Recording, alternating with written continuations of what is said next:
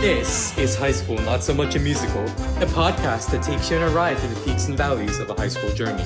Here are your presenters, Laudati and Ayush Agarwal.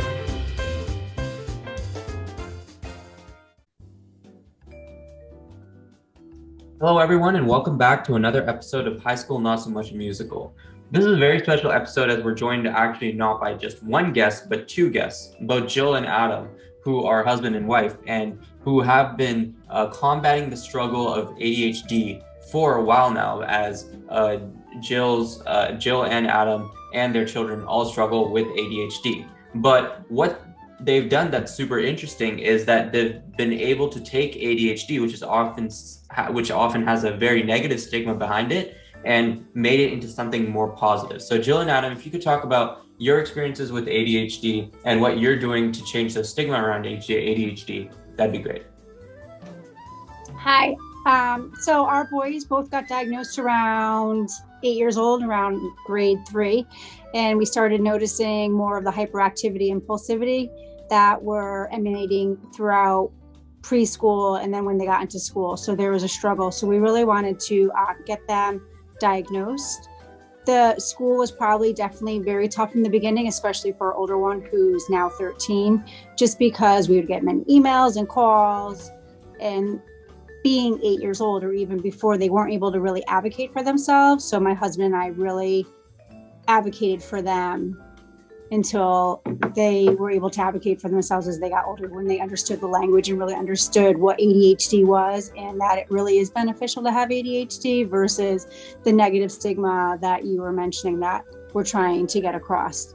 I actually have anxiety. I don't have ADHD, but Adam can speak freely about his ADHD and just being as a kid, and then he further went into being into his adulthood. Yeah, so I'm 43. When I was being raised, back then, it was just that I was a kid with a lot of energy. I was a kid that, some touted as, not well behaved, kind of impulsive. Wasn't really diagnosed as freely as it is today, or maybe overdiagnosed as it is today. So I was just a kid with a lot of energy that was, misclassified as not behaved.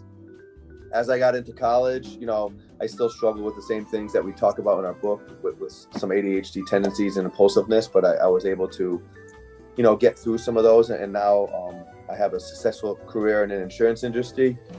Got diagnosed later in life, probably a couple of years ago.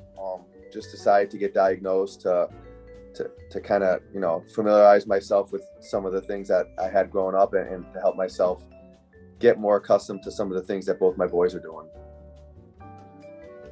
Yeah, so thank you so much for those introductions on both of you guys. And we just a few weeks ago, we had a guest on the podcast. He actually struggles with cerebral palsy, and he's had that since birth. So we kind of wanted to connect that to ADHD. So if you just kind of talk about what exactly ADHD is, because I feel like there's a lot of people who just say they have ADHD, but they most likely don't. There's also like ADD, as far as I've heard and researched about. So could you just talk about what exactly ADHD is and why there's such a negative stigma behind it? Because in the end, as Adam was saying, people just think about it just extra energy. So why is there a negative stigma behind it? Well, I'll just define. So ADHD is attention deficit hyperactivity disorder, and then ADD is attention deficit disorder. Now, there's been so many different claims of which one you have, which one you don't, but it is broken up into 3 categories. It's the hyperactivity, the impulsivity, and then there's the combined. They do keep changing it around with right, they keep changing all the different with the DSM-5, but with ADHD or ADD, the ADHD is the hyperactivity, which I would say our boys both have, and that impulsivity. So they're very hyper. So in school, it looked like they weren't listening, but really they were listening. They just were listening in a different way because they have a different learning style, or they were being disrespectful. But they weren't being disrespectful. They just didn't have an avenue, or they didn't have the correct support that they needed to help guide them. So once we provided them with the support they needed and we spoke with the teachers, they were able to have more success throughout the year. So once the teachers really understood what ADHD was. ADD is more, you would talk about more of like the focus, and you would be looking around. You might not be understanding what the teacher says because you're thinking about something different. So it's not as prevalent with thinking a child is being disrespectful because they might just be quiet, but really a lot of the struggling. A lot of the same tendencies of ADHD, but you just don't really have that hyperactivity, that motor always kind of running type of mentality. And it's not as physical. So I would say that the ADHD is more physical, so you can see what a child's doing. So you're thinking, that they're not paying attention, or, they might be disruptive to class, or as teachers think they're being disruptive, but they're just trying to communicate in a different way. But for ADD, it might just be a child, like we said, is more quiet and they're more internalized, but they're really trying to process what's provided for them. I think that gives like a really good understanding of, what's the difference between ADHD, ADD, and why there is such a negative stigma around it. And that kind of leads to what you all are doing to combat it, which is the memoir, Itchy Brain. So if you could talk a little bit about that, what was the thought process behind making it, how you went about writing it, how you got it published, etc. I think that would give the readers a good understanding of, what exactly the memoir is about. Yeah, I can let Jill speak a little bit about that. She was the main driver behind the book itself. But at the end of the day, we really, when we were raising our kids, we were going through a lot of the struggles that they went through in school and us taking them out into settings. And we really wanted to use the book to, when we were going through that, we wished there's a ton of doctors' information out there, fantastic information. We're very thankful to the doctors, but what we really ideally wanted when going through this process with our kids was we wanted a family story. We wanted to see how a family dealt with it. We wanted to see someone else in our same situation, and we struggled to find that. So as we were going through our boys' lives with ADHD, we said, you know what, we want to put this out there for folks to have a resource as. And I'll let Jilly speak to, talking about how we wrote the book and how it came about. But at the end of the day, we ideally wanted this as a resource for a family to read, to say, hey, wow, I'm not the only one out there. I'm not alone. Here's what another family did, and they're really thriving with it. And in the memoir, we broke it up into sections, not chapters, so you don't need to read it from front to back cover. You can skip around, and they're really pretty short sections. Some of them talk about early years, talks about impulsivity, talks about red dye, which is really big that we noticed that really affected our children in their ADHD tendencies and making them more emotional or very hyperactive. The process behind it was, it's pretty much our life. So we've been taking notes, whether mentally or we've been taking notes. I've been writing stuff down in my phone under the note section forever. And we just decided COVID happened. My son wrote a poem calling Imagine Having ADHD. And that just sort of sparked everything to be like, something, let's put this into a book. So it probably took, I would say, from start to finish, 2 to 3 years. And then we just published it in May of this year. And it was definitely a learning experience because we've never published anything before. Yeah, we're first time authors. We went the self-publishing route. We didn't go the publisher route. Got hired an editor and really just wrote it ourselves about our life. And like Jill said, broke it into sections. So it's really an easy read. You don't have to read it from page 1 to page 60. You can read it from, look at the chapters that you want to read, whether it's school, whether it's growing up, whether it's medicine, whether it's sports, whether it's anything. We really try to make it an easy read for all ages. It is. So we know that, I know a couple of 9 and 10-year-olds who were able to read it. Maybe some words might be a little challenging, but just with some guidance with their parents, or they can figure it out just reading all around the word or just the sentence. And then we also, adults, grandparents, coaches, we're just trying to make it as user friendly and just a great resource for all. Yeah, so thank you so much for that background on the memoir that you wrote about. I think that we're definitely gonna link that in the description of the podcast. So for our listeners, if you just want to check it out, it'll definitely be in the description. But the memoir is only one way that you want to like kind of get rid of the negative stigma behind ADHD, but you were also able to like go on the news. So how was the experience of going onto the news and talking about ADHD? Was it a very scary experience? Because like you obviously have to open up about your family and your experiences on live TV where millions of people may be reading and watching. So how were you able to get on? Was it a scary experience, and how was the whole overall experience? Well, we're hoping millions of people can watch, because ideally that's what we want out of this memoir. But we got on some local news stations, and when we first wrote the book, you know, my family especially was like, you know, you're really opening it up, like you said, your life to the world. But we're doing it for a cause, right? We're doing it so that we can help spread awareness on what a gift ADHD was. So it's actually a good thing. But to be honest, with Jill and I, you know, the news was very nerve-wracking, but it was relatively easy. So this memoir and this book is easy for us to speak to, because it's essentially our lives. It's our day-to-day lives. We're ingrained in it. So it's super easy for us to speak about it, especially me, because I live with ADHD as well as my boys, you know, maybe more so for Jilly because she deals with the three of us. Look ahead.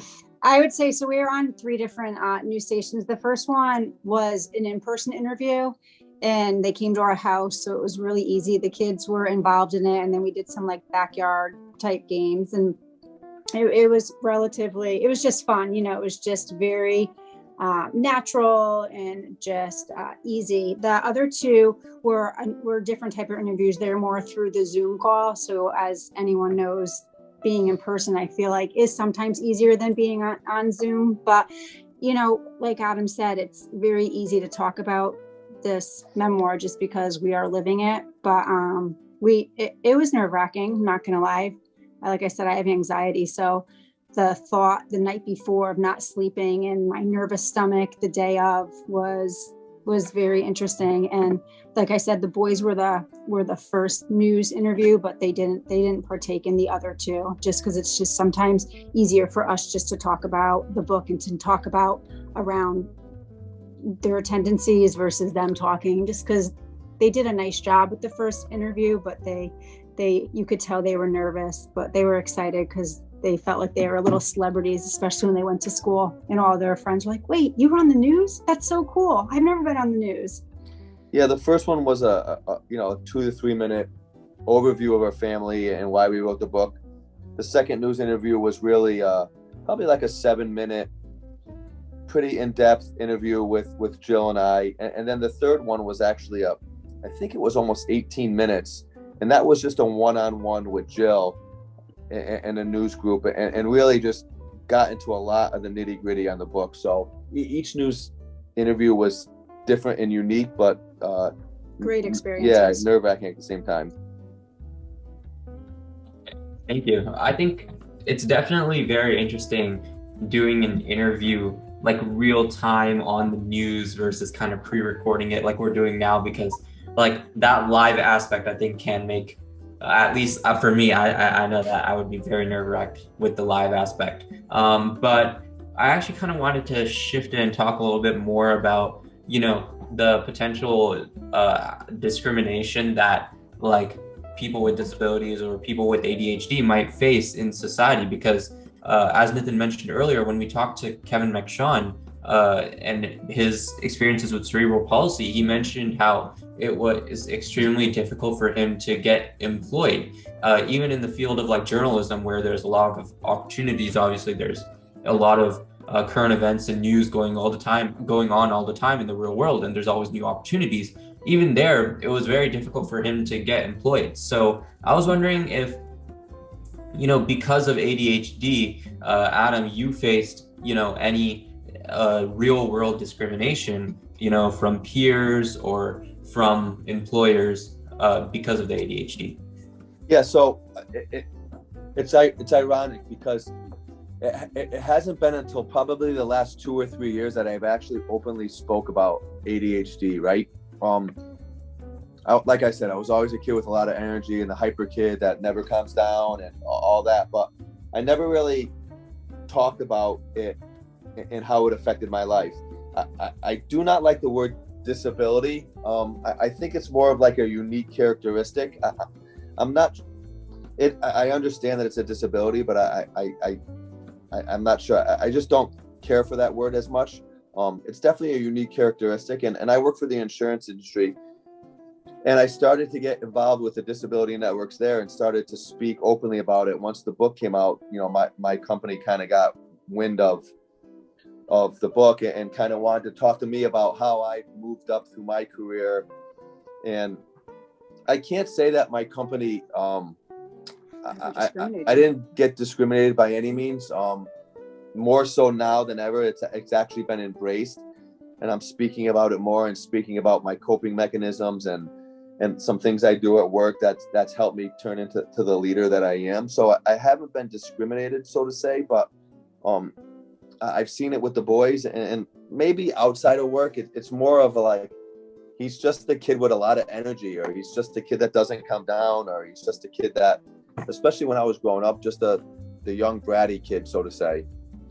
But I think, though, the one thing when Adam would come home from work after he did come out openly about having ADHD, that more people came forward and like, oh, wow, I didn't even think that I would have that. I just thought that I was thinking wrong, or I just thought that I couldn't understand this task, or I just thought I couldn't sit still. So I really think that what we're trying to do is bring awareness to families, but really we're just bringing awareness to everyone. And adults, adults seem to be getting diagnosed later on in life. So I think that this is really helping people to accept their unique characteristics versus saying, oh, there must be something wrong with me, or just overlooking it. Because if you overlook stuff, then you don't establish a coping strategy that will help you when you encounter different experiences or job opportunities or just life situations. I think now more than ever, especially in the society that we're in today, I think people have to be open and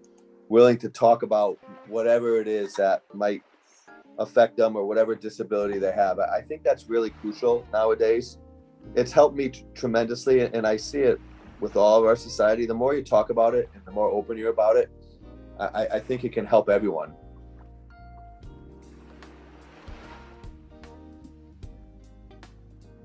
Thank you so much for listening to this episode of High School Not So Much a Musical. Make sure to tune into part 2 of our conversation with Jill and Adam, where we talk about their first-person account of how Adam created some coping methods for himself at work. Thank you so much for listening, and we'll see you next time. That's our show for today. Now roll the credits. High School Not So Much a Musical is hosted by Ayush Agarwal, Nitin Jaladanki, and Rishi Sinha. Narration by Samhit Padala. Music from Louis Luang Relaxation Cafe, Tune Pocket, and Infraction. If you like the show, please recommend it to your friends and family. Thank you so much for listening, and we'll see you next time.